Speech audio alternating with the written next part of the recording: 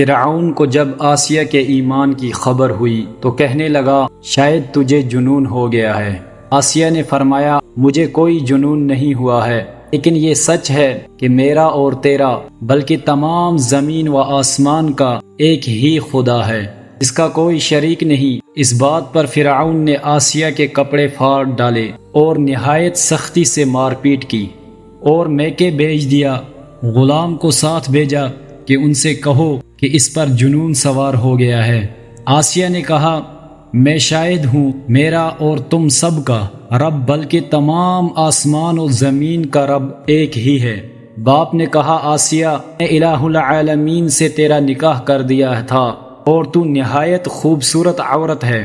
آسیہ نے جواب دیا ایسی باتوں سے خدا کی پناہ چاہتی ہوں، اگر تم دونوں سچے ہو تو مجھے ایک تاج پہنا دو جس کے سامنے آفتاب اور پیچھے چاند اور ارد گرد ستارے جڑے ہوئے ہوں۔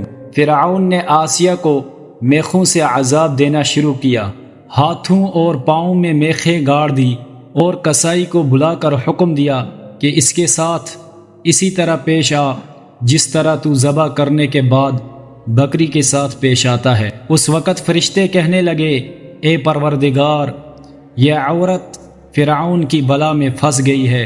اللہ کا ارشاد ہوا کہ یہ تو ہماری ملاقات کی مشتاق ہو رہی ہے۔ پھر جب نزع تک نوبت پہنچی تو اللہ نے جبرائیل علیہ السلام سے فرمایا کہ میری بندی کے ہونٹ ہل رہے ہیں، ذرا سنو کیا کہتی ہے۔ جبرائیل نے عرض کیا یا رب وہ تو کہہ رہی ہے اے میرے رب جنت میں میرے لیے اپنے پاس ایک گھر بنا دیجئے اور مجھ کو فرعون سے اور اس کے عمل سے محفوظ فرما دیجئے اور مجھ کو تمام ظالم لوگوں سے نجات دلا دیجئے۔ یہاں یہ قصہ گزر رہا تھا تو کسائی کھال کھینچتا جاتا تھا، ادھر اللہ نے آسیہ کے لیے جنت کا دروازہ کھول دیا۔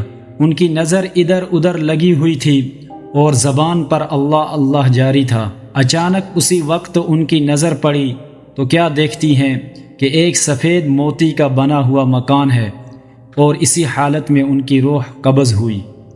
یہ واقعہ ہمیں یہ سبق دیتا ہے کہ حالات کیسے بھی ہوں اپنے ایمان پر ہمیشہ ثابت قدم رہنا ہے۔